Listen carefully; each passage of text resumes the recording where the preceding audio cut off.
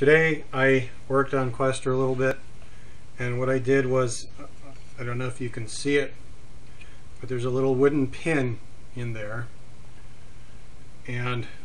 you can see there's this hole here. I drilled this a long time ago along with this hole,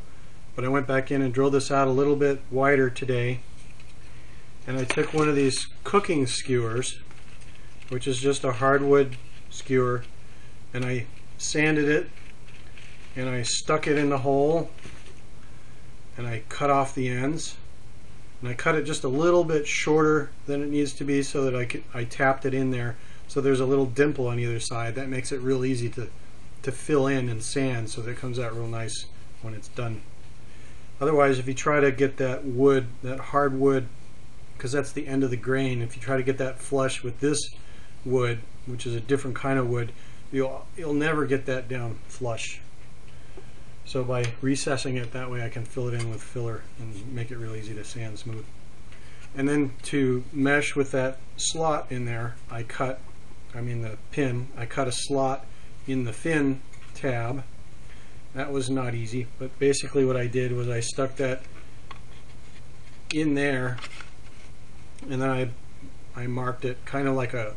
center punch. I just had this little metal pin that I stuck in there to mark it, and then I put this on the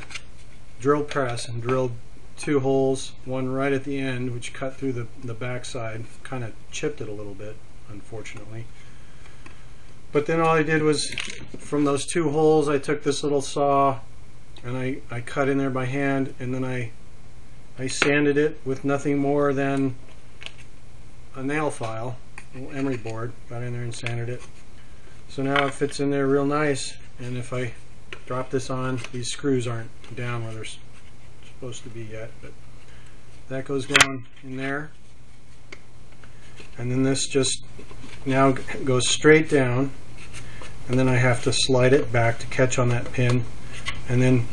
once this is secure, it snaps into place with this little snap pin that I put in there earlier. Now I have to work on trying to figure out how to deal with this hole here, because I want to create a locking pin, which basically will negate the need for this clip here, but I don't have this figured out yet, because one of my rules is that I can't have a pin that's completely detachable, and it needs to not have to use a tool to assemble it. So that's what I'm working on next.